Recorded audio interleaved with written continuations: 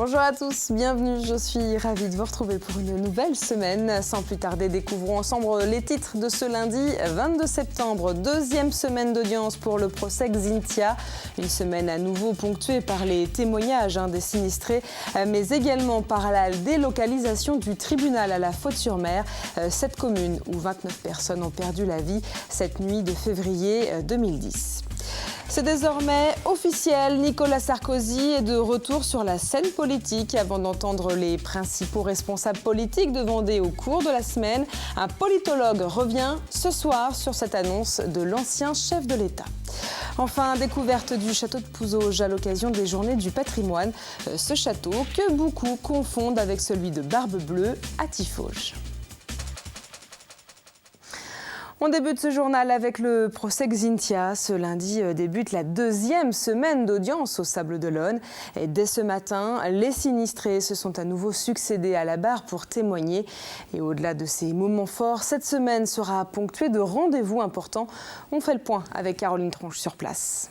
Les témoignages s'enchaînent, oui Edwige, et le pulse de cette nuit est bien avancé. Les récits de ceux qui étaient parfois voisins en 2010 se recoupent. Les zones d'ombre chez certains sinistrés sont comblées par les paroles des autres. Alors ces auditions se terminent mercredi avant une nouvelle étape importante et très symbolique dans ce procès.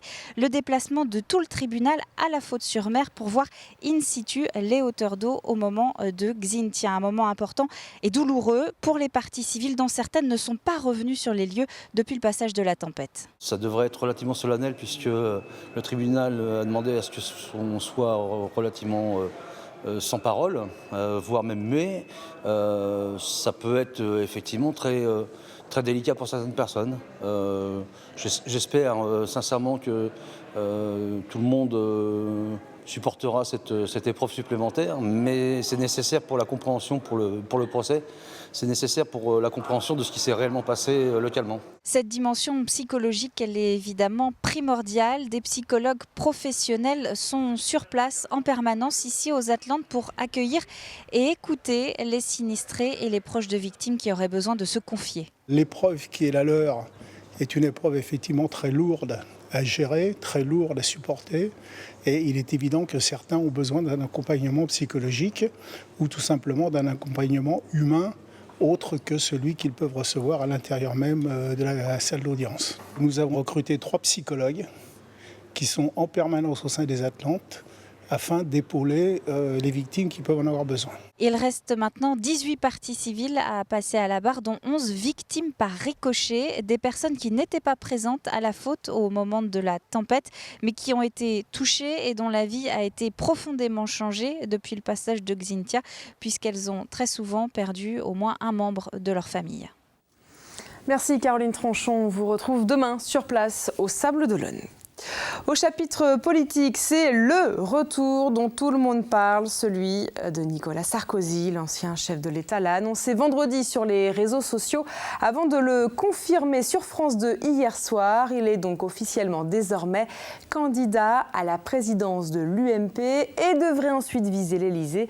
C'est donc peut-être une campagne présidentielle qui s'ouvre plus de 2 ans et demi avant l'échéance. Ça va être extrêmement long, d'autant qu'il risque d'y avoir une distorsion entre l'intérêt des Français pour des mesures politiques concrètes qui permettront à la France de sortir de la crise et de l'autre côté, des hommes politiques qui apparaîtront peut-être comme s'intéressant plus à leur carrière, prendre la présidence d'un parti politique, être le candidat à la présidentielle. Et là, cette distorsion pourrait être extrêmement dommageable pour les différentes forces politiques françaises. Et tout au long de la semaine, nous entendrons les principaux responsables politiques du département sur le retour donc de Nicolas Sarkozy.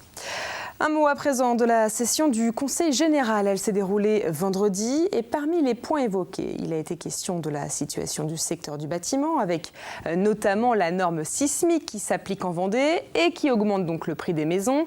La gestion de l'eau potable a également été à l'ordre du jour et les élus ont aussi parlé d'un plan de formation à destination du personnel des EHPAD pour accompagner les personnes âgées en fin de vie. Enfin, autre dossier évoqué, l'A831, un dossier sur lequel les élus sont de plus en plus inquiets. Il nous faut cette autoroute, on le sait. La déviation de Marans, c'est de la rigolade. Ça ne peut pas être une alternative. Gauche et droite, on est tous d'accord. Alors pourquoi on attend ? Voilà, ce sera un coup de poignard dans le dos du Sud-Vendée si jamais on n'a pas la 831, mais on ne s'estime pas vaincu. Je pense qu'il y a encore un espoir. On mise beaucoup d'espoir sur la décision du Premier ministre et s'il faut, nous entreprendrons des actions plus fortes encore que celles que nous avons entreprises, notamment avec les chambres d'entreprise que j'ai rencontrées et qui n'y tiennent plus. La grève se poursuit à Air France, mais la compagnie prévoit une légère amélioration du trafic pour demain, notamment à l'aéroport de Nantes. 48% des vols devraient être assurés contre 41% depuis la fin de semaine. Précisons qu'après 8 jours de grève, les syndicats viennent de refuser la proposition du groupe. Une proposition qui prévoyait de suspendre le projet de la filiale low cost jusqu'à la fin de l'année. Un mot de l'ICES, l'Institut catholique d'enseignement supérieur passe le cap des 1000 élèves cette année. C'est 10% de plus que l'an passé et c'est surtout un record pour l'école située à La Roche-sur-Yon. Quelques jours après la rentrée, l'ICES a donc présenté ses chiffres et ses projets. Vous le voyez sur ces images de Marine Fumolo. Et avec autant d'étudiants, de nouvelles perspectives sont envisagées pour les années à venir. Nous avons effectivement en projet un certain nombre d'ouvertures, notamment une double licence lettres-histoire. Nous espérons pouvoir ouvrir, si le ministère nous en donne l'autorisation, une licence professionnelle, analyse, contrôle et qualité des matériaux produits, en partenariat avec La Rochelle et le lycée Saint-François d'Assise. On passe au sport à présent. Comme chaque lundi, on va revenir sur les rendez-vous du week-end. Il y avait notamment du foot en national avec les Luçonnais. Et puis surtout des bonnes nouvelles pour les premières journées de championnat en hockey et en volley. On voit tout ça avec Alexis Raison. Toujours pas de succès à domicile pour le Vendée Luçon Football. Après une belle victoire à Amiens le week-end dernier, les Luçonnais n'ont pas su confirmer vendredi dans la 7e journée de national. Match nul, 1 but partout contre Chambly. Les hommes de Frédéric Reculot avaient pourtant ouvert le score par Cédric Ruot d'une frappe croisée à la 64e minute. Mais Chambly a réussi à égaliser 15 minutes plus tard. Avec ce nouveau match nul, Luçon compte désormais 6 points. Au classement, le VLF pointe à la 16e place dans la zone rouge. Ça commence bien pour le Hogli. Pour leur premier match de la saison en Division 2, les hockeyeurs lyonnais en noir l'ont emporté à domicile face à Amnéville. Victoire 4-3 après prolongation ce dimanche. Mené 2-1 à 8 minutes de la fin du temps réglementaire, le Hogli a réussi à marquer par 2 fois avant de se faire reprendre de justesse.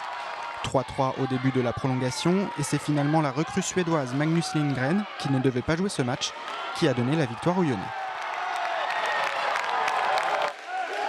Premier match et première victoire également pour les volleyeurs des Herbiers qui recevaient Mende samedi soir. Un succès acquis dans la douleur au tie-break. Le premier set est pour les Herbretais mais Mende remporte les 2 suivants. La 4e manche est remportée par les Herbiers de partout. Et dans le tie-break, les Lozériens obtiennent 3 balles de match sans parvenir à conclure. Finalement, les Vendéens reviennent au score et l'emportent 16-14. Et comme chaque lundi, on découvre également les résultats de nos équipes de foot en national et CFA. Et décidément, le week-end aura été marqué par des matchs nuls. On vient de le voir, c'est le cas pour Luçon, mais également pour le Poiré-sur-Vie qui revient de Bastia avec un 2 partout. En CFA, même chose pour Fontenay-le-Comte. Seule bonne nouvelle, les Herbiers qui s'imposent largement sur sa pelouse face à Mont-de-Marsan 3-0. Sur l'eau à présent, c'est quelques images de la compétition nationale de surf sur la plage des Conches à Longeville-sur-Mer. Contrairement au reste du week-end, ce dimanche matin, les conditions n'étaient pas très favorables pour les compétiteurs avec peu de vagues et beaucoup de brouillard. Quoi qu'il en soit, ce spot appelé Bud Bud est devenu l'une des références dans le milieu. De nombreux surfeurs y viennent chaque année. Le Bud Bud attire toujours depuis maintenant presque 15 ans beaucoup de compétiteurs. Il y a une renommée, il y a une image, convivialité, bonne organisation et surtout très beau plateau et très beau lot. Donc ça attire effectivement des Guadeloupéens, des Réunionnais, aujourd'hui un Vénézuélien. Oui, merveilleux, c'est bien. L'Europe est largement dépassée, on a gagné. Ce n'est malheureusement pas une Vendéenne qui représentera la région à l'élection de Miss France en décembre prochain. Elles étaient pourtant 2 prétendantes. Quoi qu'il en soit, l'élection de Miss Pays de Loire s'est déroulée ce samedi à Chantonnay. Nous étions sur place. Elles ont eu 4 passages pour séduire le public et le jury. 2 en robe de soirée, 2 en maillot de bain et l'épreuve tant redoutée de la prise de parole en public pour une présentation personnelle. Après 1 heure de show, jury et public sont appelés à voter pour élire leur représentante. On s'est partagé parce qu'on n'était pas d'accord avec ma fille, donc on avait 2 candidates, mais pour moi ça a été assez simple, bien que le choix était très difficile à faire. Clara, grande amie d'enfance, je viens l'encourager jusqu'au bout aujourd'hui pour un moment important pour elle. Je suis venue pour ma nièce que je trouve très jolie, donc Anne-Lise, numéro 8. Ah oui, j'ai déjà ma préférée, mais je ne vais pas vous le dire là. Au retour des votes, une surprise attendait les invités, la présence de Flora Coquerel, Miss France 2014. Et avec elle, Miss Bourgogne 2013, Miss Guadeloupe 2013 et Miss Côte d'Azur 2013, également 3e dauphine Miss France 2014. Pendant une vingtaine de minutes, elles aussi ont défilé dans diverses tenues et ambiances musicales. Et puis pour les 14 prétendantes à l'élection Miss Pays de Loire, c'est enfin l'annonce des résultats. Est élue Miss Pays de Loire 2014, le numéro 7, Flavie Facon. Flavie Facon, 21 ans, de Brain-sur-Alonne dans le Maine-et-Loire, est donc élue Miss Pays de Loire 2014, un an tout juste après sa place de première dauphine en 2013. Je m'y attendais pas du tout, je réalise pas du tout que je vais partir faire un super voyage. Je remercie tout le monde. Je sais pas du tout ce qui m'attend, je sais pas, je m'y attendais pas donc j'avais pas prévu la suite. Anne-Lise Sozo, l'une des 2 Lyonnaises en lice, se hisse sur la seconde marche du podium en devenant première dauphine Miss Pays de Loire.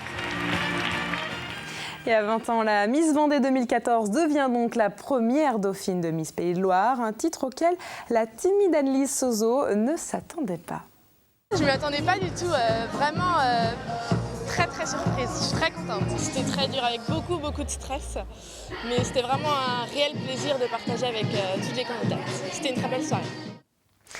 Beaucoup d'entre vous ont profité ce week-end des Journées du patrimoine, l'occasion de découvrir les monuments habituellement fermés au public. Exemple avec le château de Pouzauges, un château que beaucoup confondent avec celui de Barbe-Bleue à Tiffauges. Reportage signé Guillaume Lefort. On a le fin, on a le plein. Dans la salle des gardes, Pacôme et Judith découvrent l'art de la calligraphie sous les yeux de leur mère. Cela faisait des années qu'Hélène attendait de pouvoir visiter le château de l'intérieur. C'est chouette de le voir. Enfin de l'intérieur, ça a beaucoup suscité ma curiosité petite fille parce qu'on pouvait le voir qu'à l'extérieur et on essayait vainement d'escalader pour voir ce qui s'y passait à l'intérieur et enfin on peut voir. Bâti au XIIe siècle, le château de Pouzauges assurait le contrôle du bocage construit sur une des plus hautes collines de Vendée. Son utilisation était purement militaire comme en témoignent les meurtrières et les machicoulis. Ce n'est qu'en 1420 qu'une femme en fera sa résidence principale. Donc Catherine de Thouars a vécu à Pouzauges au XVe siècle et c'est elle qui a fait de nombreuses rénovations au château qui l'a rendu résidentiel. Elle a rajouté des fenêtres à coups-sièges, des cheminées, des latrines intérieures, etc. Visite guidée du château, jeu du Moyen-Âge pour les plus jeunes ou balade seule dans le donjon, les visiteurs semblent conquis. Pour l'instant, il est bien. Moi, j'ai beaucoup adoré. D'abord, déjà, j'aime visiter les châteaux, j'aime l'époque du Moyen-Âge. Je trouvais ça très bien parce que le monument reste dans son jus. 10 ans après son ouverture au public, c'est la 3e fois que Pouzauges y organise des Journées du patrimoine. On est plutôt satisfait, on a eu plus de monde que l'année dernière. Le temps était avec nous, donc on est plutôt satisfait. Les portes du château se sont fermées hier soir. Elles rouvriront l'année prochaine, dès le début de l'été. Et après être revenu sur les rendez-vous du week-end, on va s'intéresser à présent aux événements annoncés pour cette semaine. Et mercredi, le MEDEF présentera son projet pour créer 1 million d'emplois en France. L'organisation patronale proposera notamment de supprimer des jours fériés et de déroger au salaire minimum. Jeudi, on l'a entendu tout à l'heure, le procès Xynthia quittera les Sables-d'Olonne pour se rendre à la Faute-sur-Mer. Les juges découvriront alors les emplacements où se trouvaient les maisons submergées après le passage passage de la tempête en février 2010. Samedi, plus légèrement, les chefs d'entreprise tenteront de vaincre la morosité le temps au moins d'une journée. 150 patrons vendéens participeront en effet à la course La Meule Bleue, une course de mobylettes, oui, qui partira de La Roche-sur-Yon. Samedi et dimanche, dans un tout autre genre, le spectacle sera également au rendez-vous sur la plage de Saint-Jean-de-Mont avec Cavale Océane. Durant 2 jours, les compétitions équestres vont se succéder au fil des marées. Dimanche, ce seront les élections sénatoriales. La moitié du Sénat sera donc renouvelée. Précisons que ce suffrage concerne ce qu'on appelle les grands électeurs, tels que les conseillers municipaux, les conseillers généraux et régionaux. C'est donc eux qui iront voter dimanche. Rappelons que la Vendée compte 3 sénateurs. Enfin, dimanche, ce sera également la fin du championnat du monde de cyclisme, un championnat dans lequel on retrouve 2 coureurs du Team Europcar qui ont donc intégré l'équipe de France. Et on termine avec cette dernière information. Demain débute l'automne. Le soleil sera encore au rendez-vous, mais la fraîcheur nous rappellera bien que l'été est désormais terminé. Le thermomètre affichera des normales de saison, mais c'est le vent qui rafraîchira nettement l'atmosphère. Dans quelques minutes, Armelle Pavageau vous confirme cette tendance et vous détaille le temps prévu pour mardi. Quant à nous, on se retrouve demain pour un nouveau point sur l'actualité vendéenne.